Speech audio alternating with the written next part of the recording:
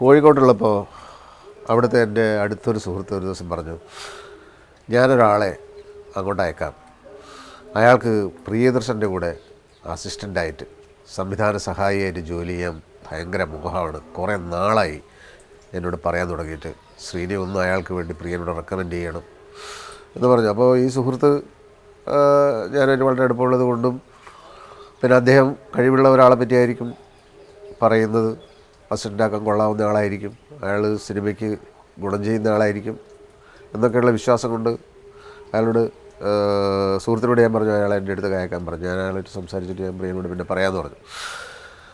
അങ്ങനെ അയാൾ എൻ്റെ മുറിയിൽ വന്നു. ഒരു 22 വയസ്സുള്ള ചെറുപ്പക്കാരൻ. അപ്പോൾ ഞാൻ ചോദിച്ചു, നാടകം എന്നുവെച്ചാൽ നാടക സംവിധാനം, അഭിനയം, അങ്ങനെയൊക്കെയുള്ള കാര്യങ്ങളൊക്കെ ആയിട്ട് ബന്ധപ്പെട്ടിട്ട് പ്രവർത്തിച്ച് കാണും അല്ലേ എന്ന് ചോദിച്ചു. അപ്പോൾ പുള്ളി പറഞ്ഞു, ഇല്ല, നാടകമായിട്ടൊന്നും ഞാൻ ബന്ധപ്പെട്ടിട്ടില്ല എന്ന് പറഞ്ഞു. പിന്നെ കഥകൾ മറ്റോ എഴുതാറുണ്ടോ? കഥകളൊന്നും ഞാൻ എഴുതാറില്ല. കഥകൾ വായിക്കാറുണ്ടോ? അപ്പോൾ 2 ഇല്ല എന്ന് പറഞ്ഞ സ്ഥിതിക്ക് ഇത് ഉണ്ട് എന്ന് പറയാമെന്നുള്ള മട്ടിലോ എന്തോ. കഥകൾ വായിക്കാറുണ്ട് എന്ന് പറഞ്ഞു. അപ്പോൾ ഞാൻ പറഞ്ഞു, ഖസാക്കിൻ്റെ ഇതിഹാസം വായിച്ചിട്ടുണ്ടോ? ഖസാക്കിൻ്റെ ഇതിഹാസം വായിച്ചിട്ടില്ല. എന്ന് വെച്ചാൽ വേറെ എന്തൊക്കെയോ ഒരുപാട് വായിച്ചിരുന്നു, പക്ഷേ ഖസാക്കിൻ്റെ ഇതിഹാസം മാത്രം വായിച്ചിട്ടില്ല എന്ന് നമുക്ക് തോന്നും. ഞാൻ പറഞ്ഞു, ശരി, ഖസാക്കിൻ്റെ ഇതിഹാസം ആരാണോ എഴുതിയത് എന്ന് ഞാൻ ചോദിച്ചു. ഖസാക്കിൻ്റെ ഇതിഹാസം MT വാസുദേവൻ നായർ.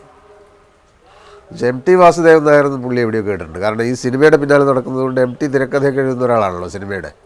അത് വെച്ചിട്ട് MT എന്ന് പറയുന്നതായിരിക്കും നല്ലതെന്ന് തോന്നിയിട്ട് ഖസാക്കിൻ്റെ ഇതിഹാസത്തിൻ്റെ കർത്താവ് MT ആയിക്കോട്ടെ എന്ന് പുള്ളി തീരുമാനിച്ചു.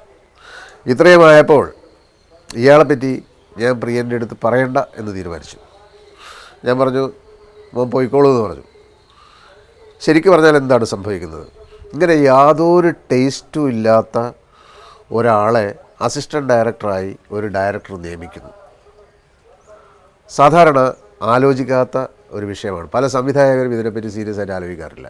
ഒരാൾ അസിസ്റ്റൻ്റ് ആക്കുമ്പോൾ അയാളിൽ ഉണ്ടാവേണ്ട ഗുണവിശേഷങ്ങൾ, വിനയം, ഇതാണ്. സാർ എന്ന് 10 പ്രാവശ്യം വിളിച്ചു കഴിഞ്ഞാൽ അവൻ കൊള്ളാം എന്ന് തോന്നുമ്പോൾ അവനെ പിടിച്ച് അസിസ്റ്റൻ്റ് ആക്കും. ഇവന് വേറെ വല്ല ടേസ്റ്റ് ഉണ്ടോ എന്ന് ആലോചിക്കുകയില്ല. ഇങ്ങനെ ആലോചിക്കാത്ത അസിസ്റ്റൻ്റാക്കി ഒരാളെ നിർത്തുമ്പോൾ അയാൾ പിന്നീട് ഉള്ള മലയാള സിനിമയ്ക്ക് ചെയ്യുന്ന ദോഷം ചില്ലറയല്ല.